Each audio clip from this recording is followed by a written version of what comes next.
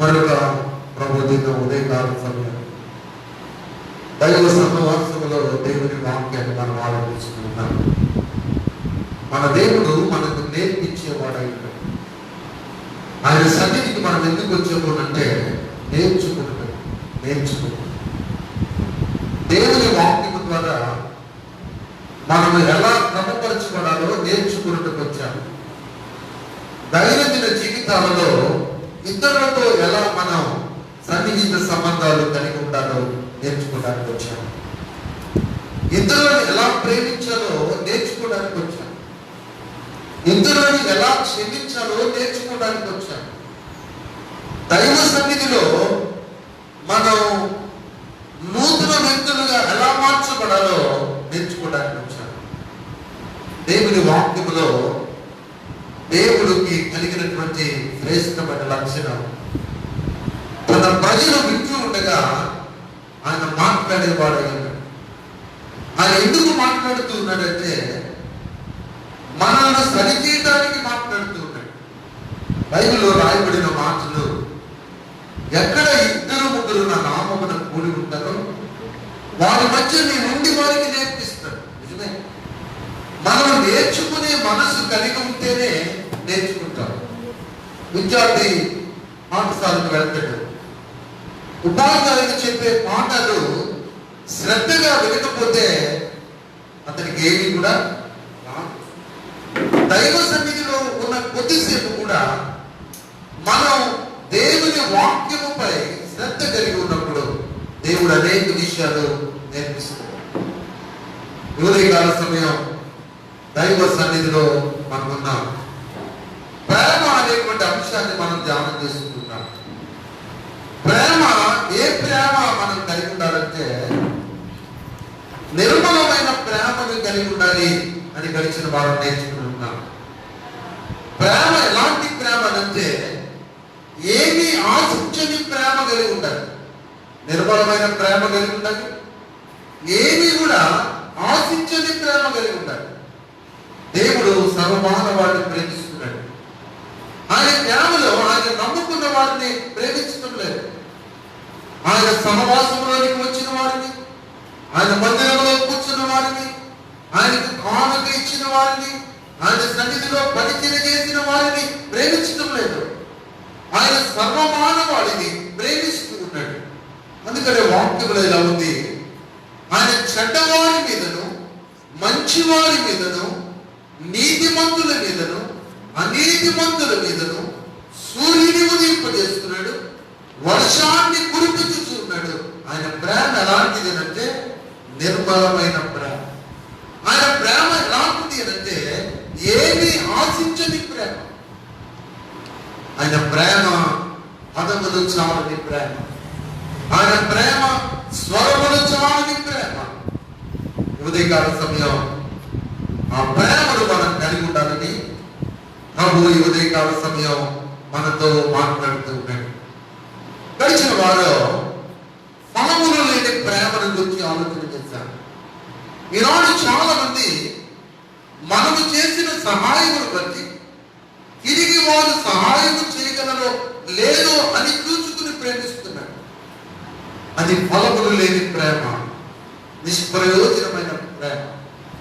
మనకు సహాయము చేసిన వ్యక్తి తిరిగి సహాయము చేయలేని పరిస్థితిలో ఉన్నప్పుడు వారికి మనము సహాయం చేయడమే దైవ ప్రేమ.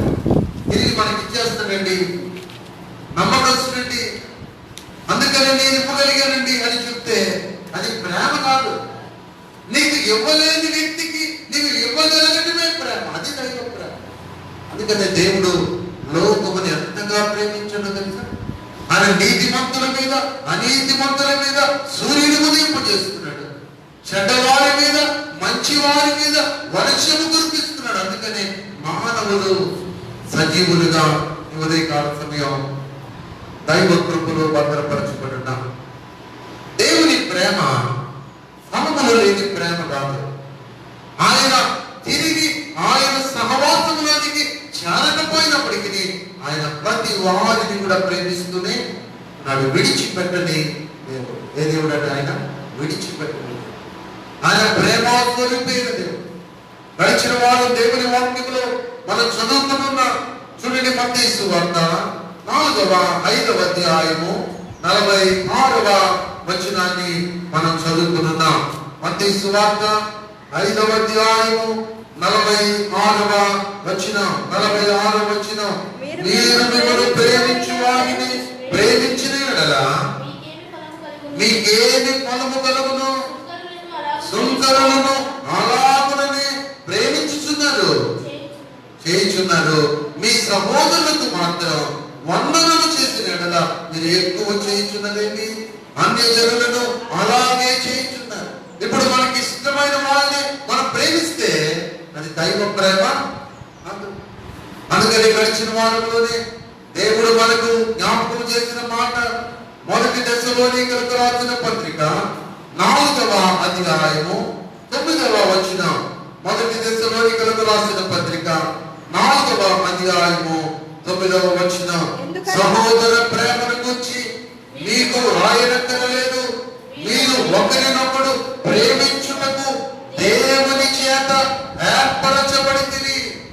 ఇప్పుడు భూమి మీద మనం ఎందుకు ఏర్పరచబడ్డామంటే ఒకరినొకరు ప్రేమించుకున్నట్టు. ఫలములోని ప్రేమ మనకు వ్యర్థమైంది.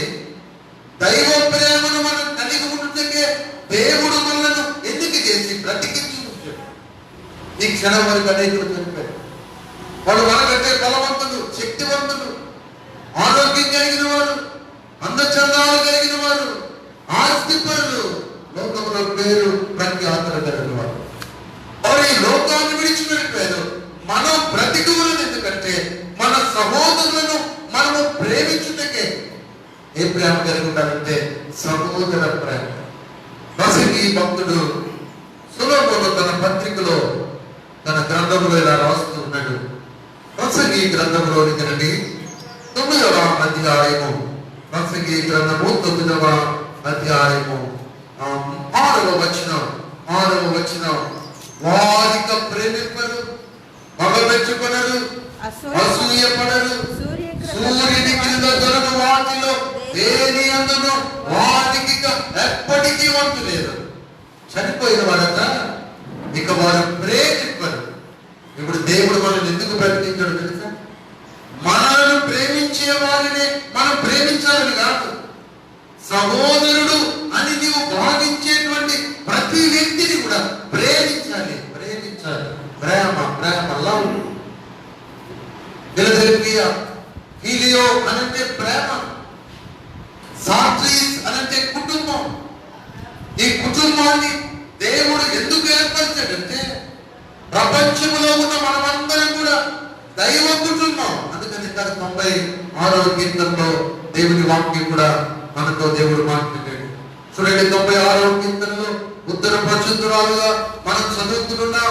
7వ వచనములో జనముల కుటుంబములాగా యెహోవాకు చెల్లించుడి అంటున్నాడు. మనమందరము దైవ పిల్లలు, దేవుని కుటుంబం, దేవుడు ఏర్పరచబడిన పిల్లలు. మనం ఎందుకు బ్రతుకున్నామంటే చెప్పండి, ప్రేమించుకున్నట్టే. అందుకనే దేవుడి వాక్యంలో చదువుకున్నాం, ప్రేమ శాశ్వత కాలం ఉంటుంది. ప్రేమ మత్సరపడదు. దైవ ప్రేమ. ప్రేమ డంబముగా ప్రవర్తించదు, అది ఉప్పొంగదు, త్వరగా కోపపడదు. మన కోపం వచ్చింది అనుకోండి, ఎంతటి వారినైనా ఇంతలో విడిచిపెట్టి వెళ్ళిపోతాం. అందుకని ఒక భక్తుడిగా పాట రాశాడు,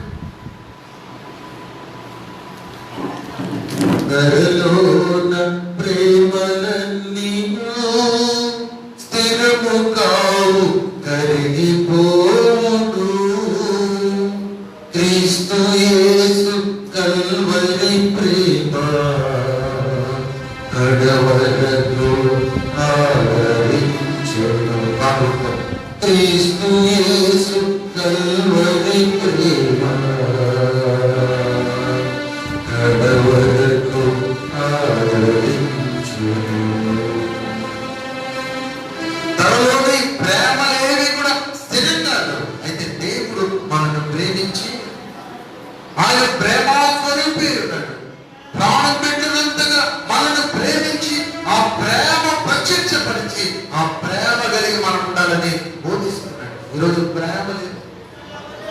ఒకరొకరికి ప్రేమ లేదు.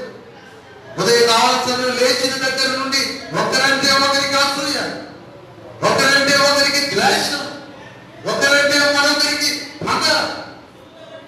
ఘోరమైన లక్షణాలు. ఉదయకాల సమయం ప్రేమ అవసరం. సహోదర ప్రేమ యందు అభివృద్ధి పొందాలని నాకు చెప్తుంది. గడిచిన వారు లోకంలో చాలా ప్రేమలు ఉన్నాయి అని ఒక ప్రేమ మనం ధ్యానం చేశాం. మొదటిది సహోదర ప్రేమ. ఈ సహోదర ప్రేమ ఎప్పటి వరకు మనం ఇతరులను ప్రేమించాలంటే ప్రభువు వచ్చే వరకు మనం ఇతరులను ప్రేమిస్తూనే ఉంటారు. బైబిల్లో ఒక మాట ఉంది, ఒక వ్యక్తి చెంప మీద కొడితే కుడి చెంప మీద మనం ఎడమ చెంప చూపించేంత ప్రేమ చేయగలమా? పని చేయగలమా? నేను ముందుగానే చెప్పాను, నేర్చుకున్నట్టుకు దేవుని సన్నిధికి వచ్చాం. ఒకవేళ మనం ఎంతటి ఘోరమైనటువంటి ద్వేషించే వ్యక్తులమైనా, కోపతాపాలకు గురయ్యే వ్యక్తులమైనా ఇక్కడికి వచ్చిన తర్వాత నేర్చుకుని వెళ్ళాలి. మనం కొంచెం ఇంట్లోని దైవ సన్నిధిలో నిలువబడిన నేను దేవుని సహవాసంలో ఏదో ప్రత్యేకించబడిన వ్యక్తిని కాదు. షరతులు లేవు. నేను కూడా బోధిస్తున్న నేను నేర్చుకోవాలి. ఇతరులు మనల్ని ద్వేషించినప్పుడు మనము వారిని ద్వేషిస్తే ప్రయోజనం లేదు. మనల్ని ప్రేమించే వారిని మనం ప్రేమిస్తే ప్రయోజనం లేదు. మనతో మాట్లాడే వారితోనే మనం మాట్లాడితే ప్రయోజనం లేదు. అది నిష్ప్రయోజనమైన ప్రేమ. దేవుని ప్రేమ నిర్మలమైన ప్రేమ, షరతులు లేని ప్రేమ, ఏమీ ఆశించని ప్రేమ. అది దైవ ప్రేమ, అనుభవంతో నిండిన ప్రేమ. ఆ ప్రేమను మనం కలిగి ఉండాలని దేవుడు జ్ఞాపకం చేస్తుంది. లోకంలో ఉన్న ప్రేమలలో మొదటిది సహోదర ప్రేమ, రెండవది పెనిమిటి ప్రేమ. ఇది మనం చూడబోతూ ఉన్నాం. ఈ పెనిమిటి ప్రేమ అంటే భార్య భర్తలు చాలా మంది ఒకరి మీద ఒకరు ప్రేమ కలిగి ఉంటారు. సహజమే. బైబిల్లో దేవుని వాక్యం ఉంది, వివాహం అయిన తరువాత పురుషుడు తండ్రిని తల్లిని విడిచి తన భార్యను హత్తుకొనును, వారు ఏక శరీరమగుదురు అని బైబిల్ సాధిస్తుంది. ఇప్పుడు పెనిమిటి ప్రేమ ఎంతకాలం ఉంటుంది అంటే భార్యాభర్తల మధ్య వికసించు ప్రేమ పుష్పం. ఆ పుష్పం వికసించేంతసేపే, అది ఎంతసేపు వికసిస్తుందో తెలియదు. ఆ పుష్పము ఎండిపోతే మూడులా మిగిలిపోతుంది. అయితే దైవికముగా దైవ సహవాసములో ఒక వ్యక్తి ఉన్నాడు. ఆ వ్యక్తి పేరు యాకోబు. ఈ యాకోబు ఏం చేశాడు అంటే ఇస్సాకు తండ్రి తల్లి రిబ్కా వాళ్ళిద్దరు కూడా వృద్ధాప్యములోకి వచ్చినప్పుడు ఇస్సాకు తన పెద్ద కుమారుడైన ఏశావును పిలిచి, నాయన నేను ముసలివాడిని అయిపోయాను, నా కళ్ళు కూడా కనపడటం లేదు, నేను ఎప్పుడు చనిపోతానో నాకు తెలియదు, నీవు నా మాంసము కూర వండి పెడితే నా దగ్గర ఉన్న జాతత్వానికి సంబంధించిన దీవులతో నేను దీవిస్తానని చెప్పాడు ఇస్సాకు. ఆ మాట రిబ్కా ఉంది. ఆమెకు అంత ఇష్టంగా లేదు. కారణం ఏమిటంటే రిబ్కా తన రెండవ కుమారుడైన యాకోబును ప్రేమిస్తూ ఉంది. ఆ ప్రేమను బట్టి యాకోబుకు ఒక సలహా చెప్పింది, మీ నాన్న మీ అన్నను దీవిస్తాడట, నీవు ఒక పని చేయి, మీ అన్న అడవిలోకి వెళ్ళాడు, వాడు వచ్చి ఆ పశువును లేకపోతే ఆ బలి పశువును జంతువును తెచ్చి వధించి కూర వండి తీసుకుని వెళ్ళి మీ నాన్నకు పెట్టే సమయానికి చాలా లేట్ అవుతుంది. నీవేం చేస్తావంటే మన మందలోనికి వెళ్ళి ఒక పశువును తీసుకుని వచ్చి దాన్ని సిద్ధపరిచి నాకు ఇస్తే ఆమె మీ నాన్నకి ఇష్టమైన కూర వండుతాడు. మీ నాన్నకి ఏమి ఇష్టం అంటే మాంసం కూర ఇష్టం. ఇస్సాకు మాంసం కూర ఇష్టం. ఆ మాంసము కూరను బట్టి యాకోబు త్వరగా వెళ్ళి ఒక పశువును చంపి తరిగించాడు, కూర వండించింది. ఇస్సాకు ముసలివాడు యాకోబు తండ్రి దగ్గరికి వెళ్ళడానికి భయపడుతున్నాడు. ఎందుకో తెలుసా? ఏశావుకు శరీరం అంతా కూడా వెంట్రుకలు ఉంటాయి, ఎక్కడ పట్టుకున్నా వెంట్రుకలే. యాకోబు చాలా నొందగా ఉంటాడు. ముసలివాడు కదా, తల్లిని అడుగుతున్నాడు, నాన్న నన్ను గుర్తుపట్టేస్తాడమ్మా, అన్నయ్యకేమో శరీరం అంతా ఎంటుకులు ఉంటాయి, నేనేమో నున్నగా ఉన్నాను, ఒకవేళ దగ్గరికి పిలిచి నన్ను చూస్తే నన్ను శపిస్తాడమ్మా అని చెప్తే ఆ తల్లి చెప్పింది, నువ్వు చంపిన ఆ పశువు ఉంది కదా ఎద్దు, ఆ చర్మం తెస్తే మీ నాన్న ఎక్కడ పట్టుకోగలడు అక్కడ కట్టేస్తాడు. మెడ పట్టుకుంటాడేమో మెడ మీద కప్పుతాడు, చేతులు పట్టుకుంటాడేమో చేతుల మీద కప్పుతాడని చేతులకు మెడకు కట్టుకుంటది. ముసలి తండ్రి ఇస్లాము దగ్గరికి వెళ్ళాడు, నానా అని పిలిచాడు. పిలవగానే అప్పుడే నీకు ఎలా పశువు దొరికిందయ్యా, ఇంత త్వరగా కూర వండుకుని ఎలా వచ్చావయ్యా అంటే అబద్ధం చెప్పాడు తండ్రి. యాకోబు పడుతున్నాడు, ఇస్సాకు పడుతున్నాడు, స్వరం ఇంకే యాకోబులో ఉన్నదే, కానీ నేను నిన్ను పట్టుకుని చూస్తే ఏశావులాగానే ఉన్నావు. మాటేమో యాకోబు మాట, నిన్ను తడిమి చూస్తే ఏశావులాగా ఉన్నావు. హక్కును తీసుకురాని అన్నం తినేసి యాకోబును జాస్తత్వపు హక్కులో ఉన్న దీవెనలతో దీవించాడు ఇస్సాకు తండ్రి. కొద్ది సమయానికి ఏశావు వచ్చాడు. ఏశావు వచ్చినప్పుడు, ఇప్పుడే కదా నేను భోజనం చేశాను, ఇప్పుడే కదా నేను దీవించాను, నీవెవరెవయ్యానంటే నీవు నాకు పెద్దప్ప చెప్పిన నీ పెద్ద కుమారుడు ఏశావు. వెంటనే ఏశావు కోపం వచ్చింది, నా తమ్ముడు వచ్చి మరొకసారి నాకు రావాల్సిన దీవెనను కూడా వాడు తగ్గించాడు. అది కోపంతో కత్తి పట్టుకుని వెంటాడుతున్నాడు అన్నయ్య తమ్మునిగా. ఆ సమయంలో తల్లిదండ్రులిద్దరూ కూడా యాకోబును పిలిచి, నేను ఇక్కడి నుండి ఇమ్మీడియట్ గా వెళ్ళిపోకపోతే మీ అన్న చాలా కోపంతో ఉన్నాడు, నిన్ను చంపేస్తే నిన్ను మేము పోగొట్టుకుంటామని యాకోబుకు చెప్పి యాకోబును తన మేనమామ ఇంటికి పంపించేశాడు. యాకోబు మేనమామ ఇంటికి వెళ్ళిపోయాడు. మేనమామ ఇంటికి వెళితే ఇక్కడ తండ్రిని మోసం చేశాడు, అన్న దగ్గర కూడా జాగ్రత్తతో హక్కు తీసుకున్నాడు. ఇక ఎక్కడికి వెళ్ళాడంటే ఇప్పుడు లాబాను తన మేనమామ ఇంటికి వెళ్ళిపోయాడు. మేనమామ ఇంటిలో ఇద్దరు కుమార్తెలు ఉన్నారు, మనదలు ఉన్నారు. వారిలో చూడటమే యాకోబు రాహేలును చూచాడు. చూడటమే రెండవ కుమార్తెను చూస్తాడు, తన మేనమామ రెండవ కుమార్తె. చాలా అందంగా ఉంది రాహేలు. ఎప్పుడైతే ఆమెను చూచాడో యాకోబు మనసులో రాహేలు పట్ల ఒక ప్రేమపూర్వకమైన భావం ఏర్పడి ఆమెను ప్రేమిస్తున్నాడు. ఆమెను ప్రేమిస్తున్న సందర్భంలో ఆమె కొరకు కొన్ని పనులు కొన్ని సంవత్సరాల పాటు అక్కడ ఉండి చేశాడు బానిసగా. యాకోబు పెళ్లి చేసే పని వచ్చింది. ఆ పెళ్లి చేసిన రోజు, ఆ రోజులు లేక ఈ రోజులు లేక ఆ రోజుల్లో ఇంత లైటింగ్ ఉండే రోజులు కాదని, అంత చిన్న చీకటి. రాత్రికాల సమయంలో మేనమామ ఏం చేశాడంటే, పెద్దదానికి పెళ్లి చేయకుండా చిన్నదానికి పెళ్లి చేస్తే పెద్దదాన ఆగిపోతుంది, అది మన దేశ సాంప్రదాయం కాదని, ఏదైతే ఏమైందని పెద్దది లేయా అనే ఆమెను జబ్బు కళ్ళు కలిగి మొక్కము అందముగా లేని దానిని యాకోబు దగ్గరికి పంపించేశాడు. యాకోబు పొద్దున చూడగానే మోసపోయాడు. ఎందుకు ఈ మాటలు మనం ధ్యానం చేస్తున్నామంటే, పెనిమిటి యొక్క ప్రేమ. మనము దేనినైతే అతిగా ప్రేమిస్తామో దానికి దేవుడు మనకు అందనివ్వడు. ఆ మాట కొరకు ఈ మాట మనం ధ్యానం చేస్తాం. మనము దేనిని అతిగా ప్రేమిస్తామో ఆ మాటలు మీకు అర్థమవుతున్నాయి బైబిల్ చరిత్రలో. మనము లోకములో దేనిని అతిగా ప్రేమిస్తామో మనలకు దేవుడు అందనివ్వడు. చాలా మంది నా భర్త చాలా అందగడండి అంటారు.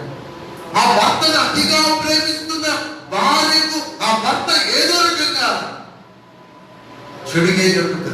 ప్రేమించకూడదు ఎక్కువగా. దేవుని కంటే అధికముగా మనం ఏదైనా ప్రేమిస్తే దానిని దేవుడు మనకు అందనివ్వడు. ఇప్పుడు రాహేలును ప్రేమించాడు, కానీ దేవుడు రాహేలును యాకోబుకు అన్నాడు. అయితే అందరితో ఊరుకోలేదు. చూడండి, యాకోబు నాకు పెళ్లి చేసేసాడు మా మేనమామ, ఏదో ఒక పెళ్లిలే, వాళ్ళ అమ్మాయి కదా అనుకోలేదు. చూడండి మళ్ళీ ఏం చేస్తున్నాడు అంటే, ఆది కాండంలోనికి రండి. ఆది కాండము 29వ అధ్యాయము, ఆది కాండం 29వ అధ్యాయము 20వ వచనం. యాకోబు రాహేలు కోసము 7 సంవత్సరములు కొలువు చేసినను, అయినను అతడు ఆమెను ప్రేమించుట వలన అది అతనికి కొద్ది దినములుగా తోచెను. యాకోబు రాహేలు కోసం 7 సంవత్సరాలు కొలువు చేశాడు. ఇప్పుడు రాహేలును యాకోబు ఏం చేస్తున్నాడంట? ప్రేమిస్తున్నాడు. చూడండి 30వ వచనంలో, యాకోబు రాహేలును కూడెను, మరియు అతడు లేయా కంటే రాహేలును బహుగా ప్రేమించి అతనికి మరి 7 ఏళ్ళు కొలువు చేశాడు. 7 + 7 14 ఏళ్ళు కొలువు చేశాడు. ఇప్పుడు రాహేలును ప్రేమిస్తున్నాడు, లేయాను పెళ్లి చేస్తున్నాడు, బాగా అయింది. ఆమెను ప్రేమించకుండా మరి 7 ఏళ్ళు రాహేలు కొరకు ఎదురు చూస్తున్నాడు. దేవుడు ఊరుకుంటాడా? దేవుడు ఏం చేశాడంటే, చూడండి 31వ వచనంలో, లేయా ద్వేషింపబడుట యెహోవా చూచి ఆమె గర్భము తెరిచెను, రాహేలు గొడ్రాలై ఉండెను. ఇప్పుడు మనుషులు మనం ఇతరులను ప్రేమిస్తే, పిల్లలను ప్రేమిస్తే, భార్య భర్తలు ఒకరినొకరు అమితముగా ప్రేమిస్తే, ఆ ప్రేమను బట్టి దేవుడు మనల్ని పరిశీలిస్తాడు. రాహేలును ప్రేమిస్తున్నాడు, లేయాను ప్రేమిస్తున్నాడు. ఇప్పుడు దేవుని కార్యం దేవుడు చేస్తాడు. ఏమి చేస్తాడు తెలుసా? నువ్వు రాహేలును ప్రేమిస్తున్నావు కదా, అందుకని నేను లేయాకు పిల్లల్ని ఇస్తాను. రాహేలును కొట్రాలుగా పెడతాడు.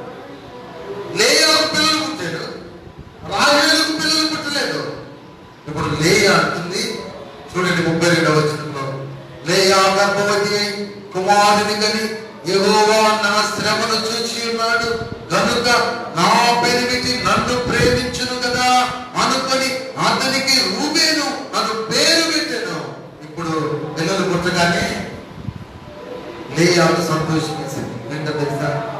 ఇప్పుడు వరకు పిల్లలు లేరు కదా, రాహేలు నా చెల్లె అందంగా ఉందని నా భర్త ఆమెను ఎక్కువగా ప్రేమిస్తున్నాడు, నేను అందంగా లేనని అతను నన్ను ప్రేమించడం లేదు, ఇప్పుడైనా నన్ను ప్రేమిస్తాడు అనుకుని రూబేను అని పేరు పెట్టింది. వివాహం అవటానికి గల కారణం ఏంటంటే, దేవుడు యాకోబుతో ముందే చెప్పాడు. ఏమని చెప్పాడంటే, చాలా మంది మనసులో అనుకోవచ్చు, దేవుని సహవాసంలో దేవుని యొక్క వాక్యాన్ని మనం ఆలకిస్తూ ఉన్నాం.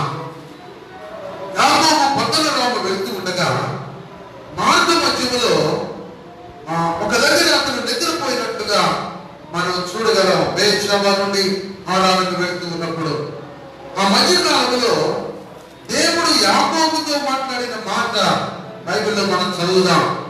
ఆది కాండం 28వ అధ్యాయము 14వ వచనం.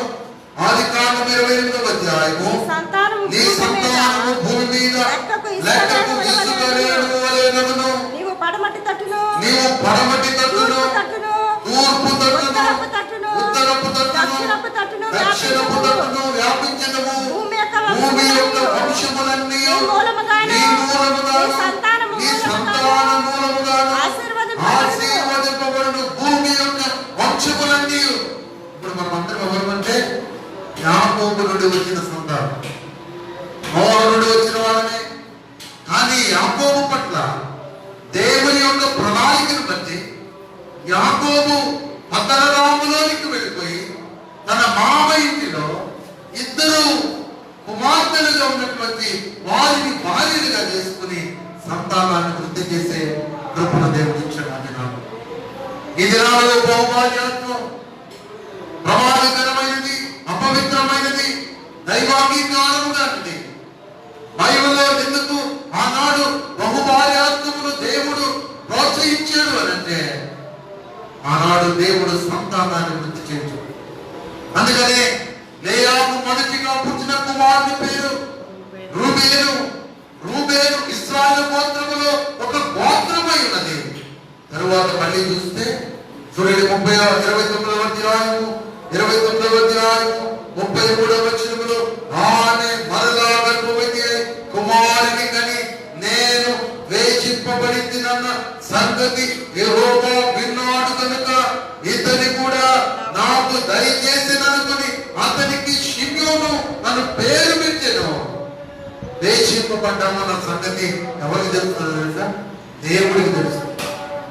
చాలా మంది భర్తలు భార్యలను ప్రేమించరు, కానీ దేవుడు మనల్ని ప్రేమిస్తున్నాడు అన్నటువంటి నిశ్చయితలోనికి మనం వస్తే దేవుడు మన పట్ల కార్యాలు చేస్తాడు.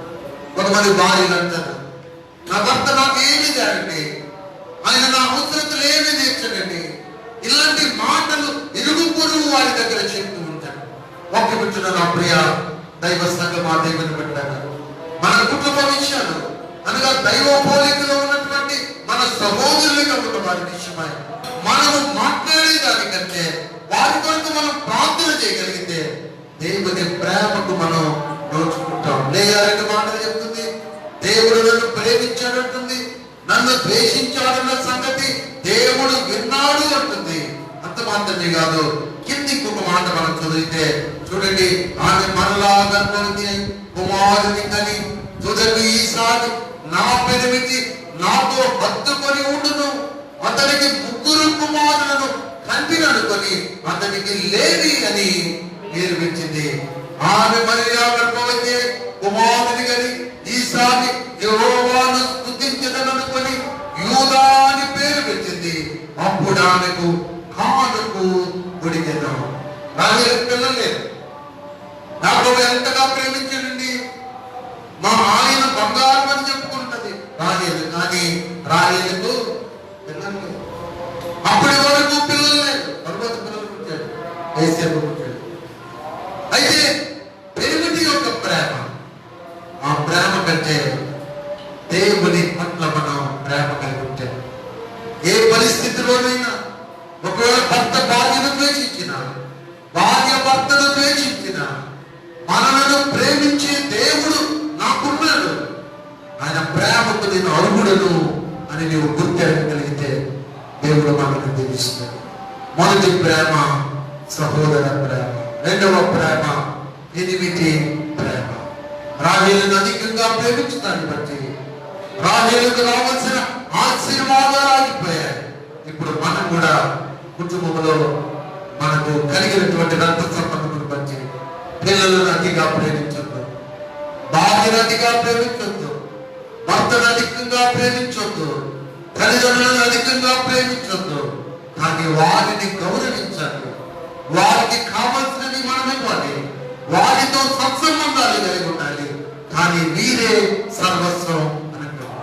చాలా మంది అంటారు, మా పిల్లలే మాకు ఆస్తండి, మా భర్తే మాకు దేవుడండి, మా భార్య నాకు ప్రాణ దేవతండి అని చెప్పుకునే అనేకులు ఉంటారు. దేవుడు వాక్యం సెలవిస్తుంది, నువ్వు దేవుని కంటే నీకు కలిగినది అతిగా ప్రేమిస్తే దేవుడు మనకు వాటిని అందనివాడు అని దేవుడి వాక్యం సెలవిస్తుంది. ఇప్పుడు ప్రేమను గురించిన విషయంలో మనం ఉన్నాం. మొదటిది లోకంలో ఉన్న ప్రేమలలో, మొదటిది సముద్ర ప్రేమ ఎందు అభివృద్ధి చెందుదాం. రెండవది పెనిమిటి ప్రేమ. ఈ పెనిమిటి ప్రేమను బట్టి రాహేలు పొందుకోవాల్సిన ఆశీర్వాదాలు పొందుకోలేకపోయింది. కాబట్టి దేవుని పట్ల మనం ప్రేమ కలిగి ఉంటే దేవుడు మన కుటుంబంలో ఉన్న వారిని అందరినీ కూడా ఆయన ప్రేమించి దీవిస్తుడు అని మనం జ్ఞాపకం చేసుకోవాల్సిన వారమై ఉన్నాం. మూడవది లోక ప్రేమ. మూడవది లోక ప్రేమ. మత్తయి సువార్త 6వ అధ్యాయము 24వ వచనం. మత్తయి సువార్త 6వ అధ్యాయము 24వ వచనం. లోక ప్రేమ. మూడవది లోక ప్రేమ. ఎవడును ఇద్దరు యజమానులకు దాసుడుగా ఉండనేరడు. అతడు ఒకరిని ద్వేషించి ఒకరిని ప్రేమించును, లేదా ఒకరి పక్షముగా నుండి ఒకరిని తృణీకరించును. మీరు దేవునికి సిరికి దాసులుగా ఉండలేరు. ఎవరు కూడా ఇద్దరిని ప్రేమించలేరు. మనము దేవునికి దాసులుగా, సిరికి దాసులుగా ఉండకూడదు. ఉంటే దేవునికి దాసులుగా, లోకములో మనుషులుగా ఉన్న మనం మన ప్రాణమును దేవ ఈ లోక ప్రేమలన్నీ కూడా స్థిరం కాదు. లోక ప్రేమలన్నీ స్థిరం కాదు. దేవుని వాక్యంలో నుండి దేవుని సత్యాన్ని మనం ఆలోచిస్తూ ఉన్నాం. కొలసీలకు రాసిన పత్రికలో 3వ అధ్యాయం 2వ వచనంలో దేవుని వాక్యాన్ని పరిశీలన చేయగలిగితే పైనున్న వాటి మీదనే కానీ భూ సంబంధమైన వాటి మీద ప్రేమ కలిగి ఉండకూడదు. భూ సంబంధమైన వాటి మీద, లోక ప్రేమనంటే భూ సంబంధమైన వాటి మీద చాలా మంది ఏదైనా చూడగానే అది ఎలా అయినా పొందుకోవాలని ఆశ కలిగి దాని కొరకు ప్రయత్నం చేస్తారు. అందరి ద్రాక్ష అని ఒక మాట ఉంటారు. అందరి దాని కొరకు మనం ప్రయత్నం చేయటమే లోక ప్రేమ. మన గృహాలలో ఇతర చోళలలో ఉన్నవి లేవని వాటి కొరకు మనము ప్రయాసపడితే అది లోకానికి సంబంధించిన ఆలోచన. అందుకని ఎవరు కూడా దేవునికి సిరికి దోషలుగా మనము దేవుని దోషలు, దేవుని పిల్లలు కనుక సిరిని ప్రేమించేదానికంటే, లోకాన్ని ప్రేమించేదానికంటే దేవునికి దాసులుగా ఉండి ఆయన ప్రేమ కరువులుగా ఉంటే దేవుడు మనను దీవిస్తాడు. అందుకనే భూ సంబంధమైన వాటి పట్ల మీరు మనస్సు పెట్టండి. ఇదిగో దైవ సన్నిధిలో చేరిన మనం ఆయన చిత్తములు గుర్తెరగవలసిన వారమై ఉన్నాం. యాకోబు రాసిన పత్రిక 4వ వచనములో వ్యభిచారులాగా ఈ లోక స్నేహము దేవునితో వైరమని మీరు ఎరుగరా. కాబట్టి ఎవడు ఈ లోకముతో స్నేహము చేయకూడదు వాడు దేవునికి శత్రువును. లోకాన్ని ప్రేమించేవాడు దేవునికి శత్రువు. కనుక లోకాన్ని మనం ఎట్టి పరిస్థితుల్లో ప్రేమించకూడదు. మనకున్న దానిని మనము జాగ్రత్త చేసుకుంటూ ముందుకు సాగాలి. కనుక లోకాన్ని ప్రేమిస్తే దేవునికి శత్రువులుగా మార్చబడతామని దేవుని వాక్యం సెలవిస్తున్నట్లుగా దేవుని వాక్యంలో మనం చూడగలం. యోహాను రాసిన మొదటి పత్రిక 2వ అధ్యాయం 17వ వచనములో ఈ లోకమునైనను లోకములో ఉన్న వాటినైనను ప్రేమించొద్దు. ఎవడైనను లోకమును ప్రేమించిన యెడల తండ్రి ప్రేమ వానిలో ఉండదు. లోకమును ప్రేమించొద్దు. దేన్ని ప్రేమించొద్దు చెప్పండి? లోకాన్ని ప్రేమిస్తే దేవుని ప్రేమ మనలో ఉండదు. చాలా జాగ్రత్త దేవుని మాటలు గమనించుకుంటారు. మొదటిది సహోదర ప్రేమ ఎంత అభివృద్ధి. రెండవది పెనిమిటి ప్రేమ, అనగా ఆ ప్రేమను బట్టి మనం ఎవరినైతే అధికంగా ప్రేమిస్తామో ఆ ప్రేమను బట్టి ఆశీర్వాదం కోల్పోతాం. కనుక దైవ ప్రేమకు బద్దులంగా ఉంటే దేవుడు మన కుటుంబాలను దీవిస్తాడు. మూడవది లోకాన్ని ప్రేమించడం, లోక ప్రేమ. నాలుగవది నేను చెప్తాను. నాలుగవది ఏమిటి అంటే ధన ప్రేమ. ఈ ధన ప్రేమ వలన నష్టమే వస్తుంది. ధన ప్రేమ వలన నష్టమే వస్తుంది. బైబిల్లో చాలా మంది ఉన్నారు ధనాన్ని ప్రేమించిన వారు. ధనాన్ని ప్రేమించి వారి జీవితాలు ముగించుకున్న వారు అనేకులు ఉన్నారు. బైబిల్లో ఒక భక్తుడు ఉన్నాడు, బిలాము, రెవరెండ్ బిలాము. ఆ బిలామును గురించినటువంటి మాటలు బైబిల్లో రాయబడ్డాయి. సంఖ్యాకాండము 22వ అధ్యాయము 21వ వచనం. నేను వ్యాఖ్యానం చేయను, వాక్యాన్ని మీకు చూపిస్తున్నాను. సంఖ్యాకాండము 22వ అధ్యాయము చూడండి. బైబిల్లో 21వ వచనం. సంఖ్యాకాండము 22వ అధ్యాయము 21వ వచనం. నాలుగవది ధన ప్రేమ. 22వ అధ్యాయము 21వ వచనం. ఉదయమున బిలాము లేచి తన గాడిదకు గంత కట్టి మోయాబు అధికారులతో కూడా వెళ్ళెను. చూడండి దేవుని వాక్యములో మోయాబు రాజున్నాడు. ఈ మోయాబు రాజు పేరు బాలాకు. మోయాబు రాజు 4వ వచనములో కింది భాగంలో ఉంది చూడండి. బాలాకు మోయాబీయులకు రాజు. ఇశ్రాయేలు ప్రజలు ఐగుప్తులో నుండి ప్రయాణం చేసి వస్తే ఆ ప్రజలను చూసి మోయాబు రాజు ఆ ప్రజలు ఇశ్రాయేలు ప్రజలను చూసి భయపడి ఇశ్రాయేలుకు ప్రవక్తగా ఉన్న దైవజనుడైనటువంటి రెవరెండ్ బిలాము దగ్గరకు పంపించాడు. ఎందుకో తెలుసా? ఆ ఇశ్రాయేలు ప్రజలను చూసి వారిని శపిస్తే వారిలో ఉన్న శక్తి బలములు నశించినప్పుడు వీరు శత్రువు అయినటువంటి వారి మీద విజయం పొందొచ్చు అని మోయాబీయుల రాజు యొక్క ఆచారం. బాలాకు బిలాము బిలాము దగ్గరకు తన సేవకులను పంపించాడు. సేవకులు బిలాము దగ్గరకు వెళ్ళినట్టుగా దేవుని వాక్యములో చూసుకున్నాం. బిలాము దగ్గరకు మోయాబు పెద్దలు ఎలా వెళ్ళారో 7వ వచనంలో చూడండి. కాబట్టి మోయాబు పెద్దలను మిద్యాను పెద్దలను సోదె సొమ్ము చేత పట్టుకుని బిలాము వద్దకు వచ్చి బాలాకు మాటలను అతనితో చెప్పగా అతడు వారితో, ఈ రాత్రి ఇక్కడనే ఉండుడి, యెహోవా నాకు సెలవిచ్చిన మాటలను నేను తిరిగి వచ్చి మీతో చెప్పెదను అని మోయాబు అధికారులు బిలాము వద్ద వసతి. బిలాముకు వెంటనే తెలియాలి, ఇశ్రాయేలు దేవుని పిల్లలు, మేము దేవుని చేత నడిపించబడుతున్న వారమని బిలాము గుర్తిరిగి మోయాబీలను బస ఏర్పరచకూడదు. అసలు నేటి దినాలలో కూడా తన ప్రేమ పెరిగిపోయింది. దైవజనులైన వారు తన ప్రేమతో వారు సేవ అనుభవాన్ని కలిగి ఉంటున్నారు. దేవుడి వాక్యాన్ని మనము మాట్లాడుతున్నాం. దేవుడు మనల్ని పిలిచింది ఎందుకోనంటే ఆయన చిత్తమును జరిగించి ఆయన మాటలను బట్టి చెబుతున్నటువంటి మనము వింటున్నటువంటి ప్రతి వారు కూడా దైవక్రమమును ఎదగాలని బిలాము తెలిసి వారికి రాత్రి బస ఏర్పరిచాడు. నా దేవుడు ఏం చెప్తాడు, నేను వెళ్ళి వారిని శపించాలని చెప్తే నేను వస్తాను, ఈ రాత్రి మీరు ఎక్కడ ఉండండి. ఎందుకు వారికి బస చేశాడంటే సోదె సొమ్ము చూసి ఆ డబ్బులు తీసుకుందామని ఆశతో బిలాము వారికి బస చేసినట్టుగా దేవుని వాక్యములో మనం చూడగల. అయితే దేవుడు బిలాము దగ్గరికి వచ్చి 9వ వచనములో, నీ యొద్దనున్న ఈ మనుషులు ఎవరయ్యా అని అడిగితే బిలాము అంటున్నాడు, బాలాకును మోయాబు రాజు ఒక చిత్తగించము ఒక జనము ఐగుప్తు నుండి బయలుదేరి వచ్చింది, వారు భూతలాన్ని కప్పుచున్నారు, నీవు ఇప్పుడే వచ్చి నా నిమిత్తం వారిని శపించుము, నేను వారితో యుద్ధము చేసి వారిని తోలివేయుదునేమో అని వీరి చేత నాకు వర్తమానం పంపించడయ్యా అని దేవుడితో చెప్తున్నాడు. 12వ వచనం అండర్లైన్ చేసుకుందాం. దేవుడు నీవు వారితో వెళ్ళకూడదు అని చెప్తున్నాడు. నీవు వారితో వెళ్ళకూడదు, ధనము కొరకు వెళ్ళకూడదు. ధనమును నమ్ముకునేవారు, ధన ప్రేమ కలిగిన వారు, దైవ సన్నిధిని విడిచి పారిపోయేవారు. చూడండి, మోయాబు రాజు బాలాకు కబురు చేస్తే బిలాము సోదె సొమ్ము దగ్గర పెట్టుకుని వెళ్ళిపోదామని దేవుడిని అడిగితే దేవుడు వారి దగ్గరికి వెళ్ళొద్దు అని చెప్పాడు.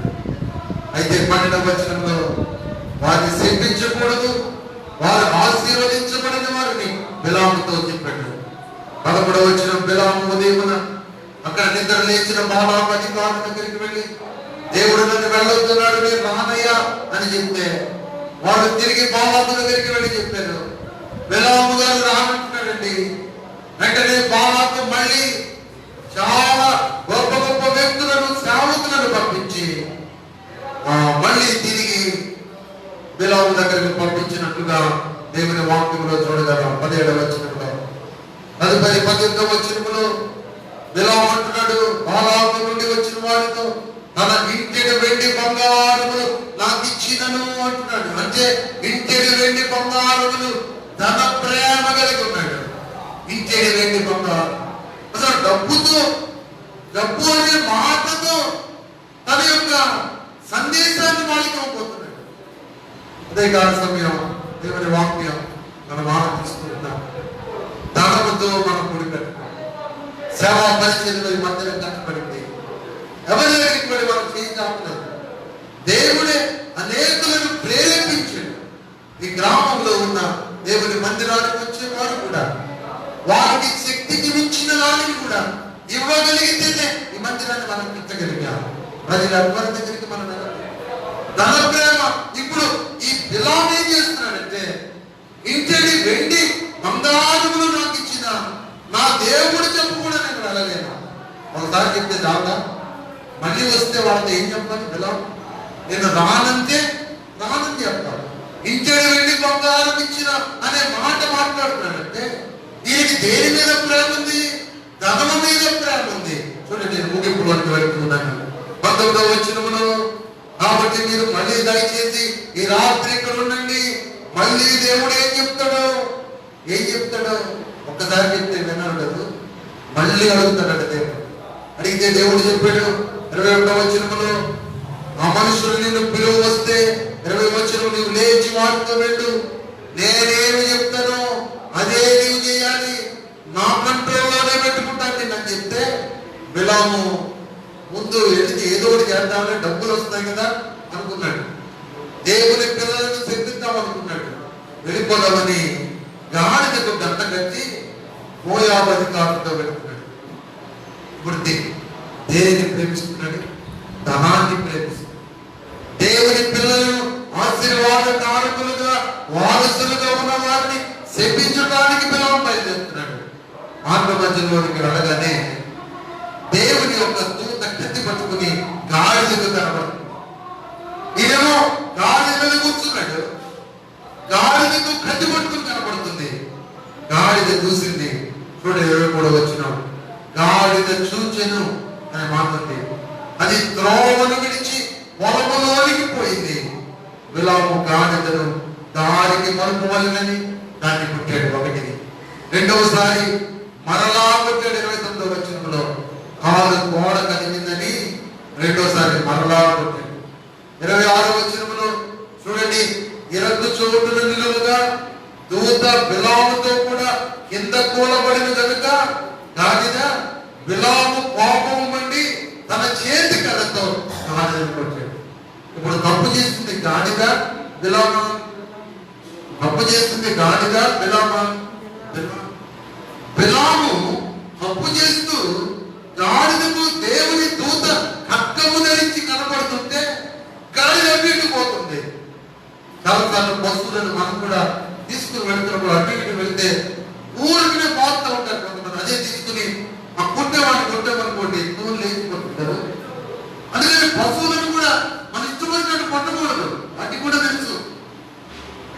ఇప్పుడు గాడిదను బిలాము కొడుతున్నాడు, విచక్షణ అయిపోయిందా? 3 సార్లు కొట్టాడు. ఇప్పుడు గాడిదకు మానవ స్వరం ఇచ్చాడు దేవుడు. గాడిద మాట్లాడుతుంది, బిలాము అంటుంది. అంటే బిలాము ఆగిపోయాడు. పశువులు కూడా మాట్లాడతాయి, మనుషులు వేరే మాట్లాడకపోతే. బిలాము మాట్లాడుతుంది, బిలాముతో గాడిద మాట్లాడుతుంది. 28వ వచనంలో, యెహోవా ఆ గాడిదకు వాక్కు ఇచ్చెను కనుక అది నీవు నన్ను ముమ్మారు కొట్టితివి, నేను నిన్నేమి చేశాను? చిన్నప్పటి నుండి నీ దగ్గర ఉన్నాను కదా, ఎప్పుడైనా పొలంలోనికి వెళ్ళినా, ఎప్పుడైనా గోడ కావించినా, ఎప్పుడైనా ఇరుకు సందులోనికి వెళ్ళినా ఆ మాత్రం కూడా నీకు జ్ఞానం లేదా? ఎంత తెలియగలవాడు నీకు? ఇప్పుడు నీవు డబ్బుల కోసం వెళుతూ నన్ను కొడితే ఏమి ప్రయోజనం? నా ముందు శక్తివంతమైన దూతున్నాడు చూడు. దేవుడు బాధపడమన్నాడు వ్యర్థంగా. డబ్బు కావాలోనికి వెళ్ళదు. ఎందుకు వెళ్ళకూడదు తెలుసా? దేవుడు ప్రేమాస్వరూపుడు, ప్రేమిస్తాడు. ఆయన ఎప్పుడు వరకు ప్రేమిస్తాడంటే సజీవులుగా భూమి మీద ఉన్నంత కాలం ప్రేమిస్తాడు. అందుకని ఇందాక చదువుకున్న ప్రసంగి గ్రంథంలో, చనిపోయిన వాడు ఇక ప్రేమించడు. ప్రేమ అంటేనే తెలీదు. బ్రతికున్న మనకు ప్రేమ తెలుసు. ఇప్పుడు ఎవరిని పడితే వాళ్ళని శపించకూడదు, ఎవరిని పడితే వారికి కీడు చేయకూడదు. బిలాము ఉద్దేశం ఏంటంటే, కేవలం నేను ఇశ్రాయేలు దేవునికి సంబంధించిన ప్రవక్తని, నాకు సంబంధించిన వారిని, నేను సంబంధం లేని వారిని శపిస్తానని తప్పుల కొరకు వెళ్ళిపోతున్నాడు. ధనాపేక్ష సమస్త మూలములకు అది కీడు చేస్తుంది. చూడండి దేవుని వాక్యంలో మూల వాక్యములు ఇందాక మనం చదువుతున్నాం.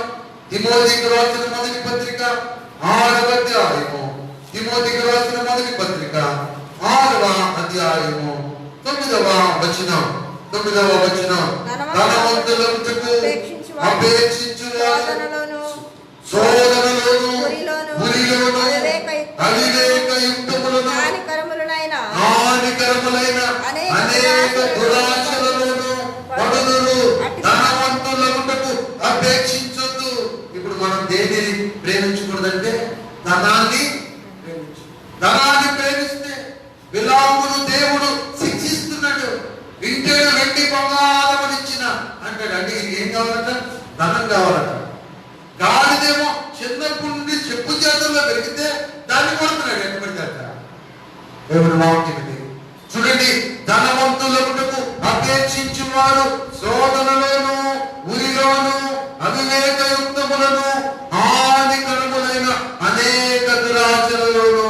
ఉందరు. అటువి మనుషులను నష్టములోను నాశనములోను ముంచివేయును. ఎందుకనగా ధనాపేక్ష సమస్తమైన కీడులకు మూలము. కొందరు దానిని ఆశించి విశ్వాసము నుండి తొలగిపోయి నానా బాధలకు తమను తామే పొడుచుకున్నారు. ధనాపేక్ష మనల్ని శోధనలోనికి తీసుకుని వెళ్తుంది. ధనాపేక్ష మనలను అనేక రీతులుగా నష్టానికి నాశనానికి గురి చేస్తుంది. ధనం లేదా మనుషులు ధనదానం పెరిగిపోయిన ఆర్థిక లావాదేవీలను బట్టి, పెరిగిపోయినటువంటి పరిస్థితులను బట్టి ఈరోజు ధనాపేక్ష కలిగి ఉన్నారు. మరి ఎలా మనం ఉండాలంటే 7వ వచనంలో మనం ఈ లోకంలోనికి ఏమీ తెలియదు కాగా దీనిలో నుండి ఏమీ తీసుకుని పోలేము కాగా అన్న వస్త్రములు గలవారమై ఉండి వాటితో తృప్తి పొంది ఉందము.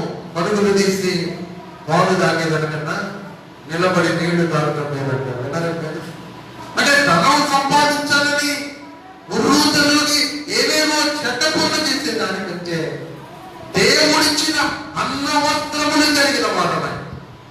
రేషన్ కార్డు ఎందుకు ఇచ్చాడు తెలుసా? దేవుడు వారికి మనసు ఇచ్చాడు. పేదవాళ్ళు ఇంటిలో 5గురు ఉంటే ఒక 25 కేజీలు బియ్యం ఇస్తే ఆ బియ్యం మనం వండుకుని తింటే ఆకలి తీరుతుంది. కానీ మనం పాపము చేసి పాపముతో కూడిన పనులతో డబ్బు సంపాదిస్తే ఆ డబ్బు వలన నాశనము నష్టము వస్తుంది. ప్రభుత్వం వారు ఆరోగ్యశ్రీ మనుషులు బ్రతికుండాలని దైవ సంకల్పం అయితే ఆరోగ్యశ్రీ కార్డు తీసుకుని వెళ్తే చక్కగా ఆరోగ్యం, హాస్పిటల్స్ లో వైద్యం, కళ్యాణ మిత్ర అనేటువంటి పథకం. ప్రభుత్వం వాళ్ళు దేవుని యొక్క సహవాసంలో పేదలను ప్రేమించే మనస్సు దేవుడే వారికి తలపిస్తాడు. 50,000 లక్షల రూపాయలు గవర్నమెంట్ స్కూల్. ఈ మధ్య కాలంలో ప్రమాద బీమా, సహజ మరణము అయిన వారికి కూడా డబ్బులు ఇస్తున్నది ప్రభుత్వం. అందుకే మాటలు మనం జ్ఞాపకం చేసుకుంటామంటే ధనాన్ని సంపాదించాలనే అపేక్ష మనం కలిగి ఉంటే నాశనాన్ని నష్టాన్ని మనం చెడు చూస్తాం. దేవుని మీద ఆధారపడితే ఈ రోజే మనది, రేపు నాది కాదు. ఉన్నంత కాలమే మనది. రేపు నా కుటుంబం ఏమవుతుందో మనకి, రేపు ఏమవుతాడో నాకు తెలియదు. ఉన్నంత కాలం దైవ ప్రేమకు అర్హుడిగా ఉంటే దేవుడు నన్ను దీపిస్తాడు. దైవ ప్రేమకు అర్హులుగా మనమందరం ఉంటే దేవుడు మనల్ని దీపిస్తాడు. కాగా అన్న వస్త్రములు గలవారమై ఉంది. చెప్పండి, సంతృప్తి కలిగి ఉంటాం. ముగిస్తున్నాను నేను. దేవుని వాక్యంలో బిలాము దేవుని మాట వినకుండా ముందుకు సాగుతున్న బట్టి ఏం జరిగిందో ఒక మాట చదువుకుని మనం ప్రార్థన చేసుకుందాం. పేతురు రాసిన రెండవ పత్రిక 2వ అధ్యాయము 15వ వచనం. పేతురు రాసిన 2వ పత్రిక 2వ అధ్యాయము 15వ వచనం. ముగింపులో 15వ వచనం. తిన్నని మార్గమును విడిచి బెయేరు కుమారుడైన బిలాము పోయిన మార్గమును బట్టి త్రోవ తప్పిపోయింది. ఆ బిలాము దుర్నీతి వలన కలుగు బహుమానమును ప్రేమించెను. దేనిని ప్రేమిస్తున్నాడంట? దుర్నీతి వలన కలుగు బహుమానమును ప్రేమిస్తున్నాడు. లోకములో ఉన్న ప్రేమలు, సహోదర ప్రేమ. రెండవది పెనిమిటి యొక్క ప్రేమ. మూడవది లోక ప్రేమ. నాలుగవది ధన ప్రేమ. ఇప్పుడు బిలాము దుర్నీతి వలన కలుగు బహుమానమును ప్రేమించి తాను చేసిన అతిక్రమము నిమిత్తం అతడు గద్దెంపబడెను. ఎట్లనగా నోరు లేని గార్ధవము మానవ స్వరముతో మాట్లాడి ఆ ప్రవక్త యొక్క వెర్రితనమును అడ్డగించెను. ఆ ప్రవక్త యొక్క వెర్రితనమును అడ్డగించెను. దేవుడు మనకు మాట్లాడాడు. దైవ విరోధ మార్గములు కూడా మనం వెళుతున్నప్పుడు, తెల్లని మార్గము కూడా వెళ్ళినప్పుడు దేవుని సేవకులతో మాట్లాడతాడు, విశ్వాసులతో మాట్లాడతాడు, ప్రియ బిడ్డలతో మాట్లాడతాడు. మనము దేవుడికి ఇష్టమైన తెల్లని మార్గములో నడవగలిగితే దేవుడు మనల్ని దీవిస్తాడు. ఒకవేళ మార్గం తప్పిపోతే లోకములో ఉన్న ప్రేమలను మనం కలిగి దేవుని ప్రేమను నిర్లక్ష్యం చేస్తే మామూలు లేని ప్రేమగా ఉంటుంది. దేవుడు ప్రేమ ఉన్నాడు కనుక దేవుని కంటే అత్యధికంగా దేనిని ప్రేమించినా దేవుడు మనం ప్రేమించే వాటిని ఆయన ద్వేషిస్తూ ఉంటాడు. వాటిని మన నుండి తీసివేస్తాడు. కనుక దేవుని కంటే మనం భర్తను ప్రేమించకూడదు, భార్యను ప్రేమించకూడదు, మన పిల్లలను ప్రేమించకూడదు, మన జీవనోపాధిని ప్రేమించకూడదు, మనము చేసే శ్రమను ప్రేమించకూడదు. ప్రభా, ఈ దినం నేను నీ ప్రేమ కలుగుడుగా నీవు నన్ను ప్రేమించావు కనుక, నీ కృపకు పాత్రుడిగా ఉన్నాను కనుక, అన్న వస్తువులు కలిగిన వాడిగా నన్ను ప్రేమించావు. ఈ లోకంలో ప్రేమలన్నీ కూడా స్థిరముగాలను కరిగిపోతాయి.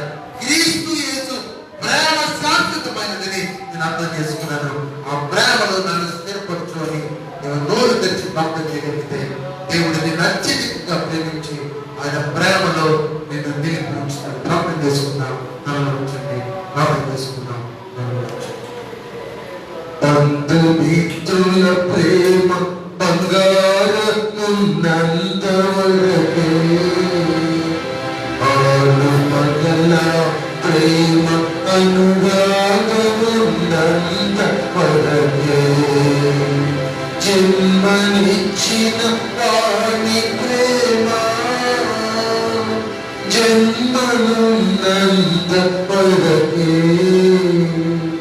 ఆ జన్మ ఉన్నంత వరకే, బంధుమిత్రుల ప్రేమ బంగారమున్నంత వరకే, ఆలు మగల ప్రేమ అనురాగం ఉన్నంత వరకే.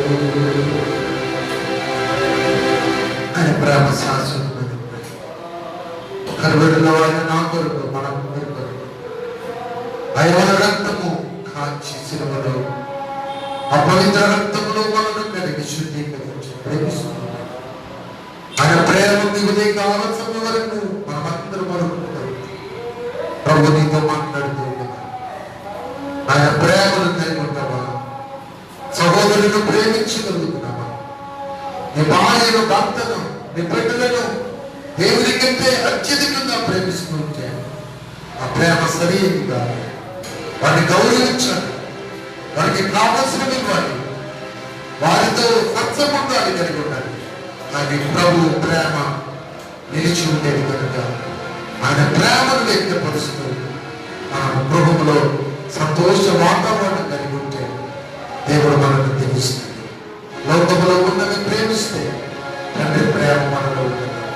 మహాపరిశుద్ధుడా, ప్రేమానమ్మకమైన మా దేవా, విలాము ధర్మను ప్రేమిస్తుంది, దుర్నీతి వల్ల వచ్చే బహుమానాన్ని ప్రేమిస్తున్నాడు, గాలిదేకి ప్రయాణం చేస్తున్నాడు, గాలిని కొడుతున్నాడు. ప్రభా, విలాముతో మాట్లాడించాడు. గాంధము నోరు తెరిచింది, గాలిద మానవ స్వరముతో మాట్లాడింది. నీకు సమస్తము సాధ్యమే. ప్రభావేమో నీకు వ్యతిరేకంగా ఉన్నప్పుడు, ప్రేమ రాహిత్యంగా ఉన్నప్పుడు, ఫలములు లేని ప్రేమ ఫలింపలేని సందర్భంలో ఉన్నప్పుడు ఈ ప్రేమ యొక్క అంతటి మేమైనతో మీరు మాకు నేర్పించారు. ఎదురు నుండి మేము అత్యధికంగా బంధువుల పట్ల ప్రేమ కలిగి ఉండగా వారిని గౌరవించినట్టుగా, వారికి ఆయన సత్సంబంధములు కలిగి ఉన్నట్టుగా, వారి అవసరములు పాలు పొందినట్టుగా మీరు సహాయం చేయండి. సహోదర ప్రేమలో అభివృద్ధి చెందినట్టు, లోకమునకు దూరముగా ఉండి నీ ప్రేమ మాలో నిలిచి ఉండనట్టు ప్రభా మీరు సహాయం చేయండి. ప్రభా నీ సన్నిధానంలో తనను ప్రేమించగా కేవలం నీకు ఇచ్చిన దానిలో సంతృప్తి కలిగి ఉండనట్లుగా మీరు మాకు నేర్పించండి. విన్న వాక్యం అందరి జీవితంలో ఫలింపజేసి మీరే కార్యం చేసి ప్రేమ కుమారులుగా మమ్మల్ని అభిషేకించుమని రక్షకుడు యేసు నామమున అడిగి వేడుకుంటున్నాము తండ్రి.